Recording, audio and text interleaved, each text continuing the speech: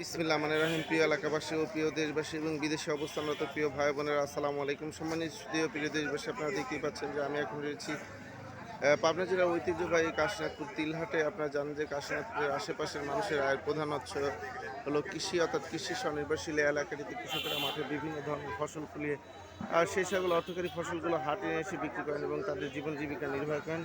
শুধু তাই নয়, এই হাট থেকে পরিবহন খাতে তিল বাংলাদেশের বিভিন্ন প্রান্তে গিয়ে ভোক্তাদের চাহিদা সম্পন্ন করছে। যা হোক, আজকে আমরা জানবো কাশীনাথপুর হাটে তিল এবং সরিষার সর্বোচ্চ পাইকারি বাজার করা যাচ্ছে।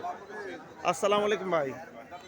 ভাই, আজকে কাশীনাথপুর হাটে তিলের সর্বোচ্চ পাইকারি বাজার করা এ হচ্ছে। পর্যন্ত ভাই বেচা কিনা দেখলাম যে আজাদ ভাই কিনলো তো সর্বোচ্চ ৩,২০০ টাকা, মানে ৩২০০ টাকা মন। এবং সরিষা সরিষার সর্বোচ্চ বেচা কিনা হচ্ছে আপনার ৩৬০০ টাকা।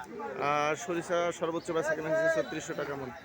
ধন্যবাদ প্রিয় ভাই। সম্মানিত সুদীয় প্রিয় দেশবাসী, বুঝতেই পারছেন যে কাশীনাথপুর হাটে আজকে তিলের সর্বোচ্চ পাইকারি তিলের সর্বোচ্চ পাইকারি বাজার গেল ৩২০০ টাকা মন এবং সরিষার সর্বোচ্চ পাইকারি বাজার যাচ্ছে ৩৬০০ টাকা মন। আমি আপনাদের মাঝে আবার আপডেট নিয়ে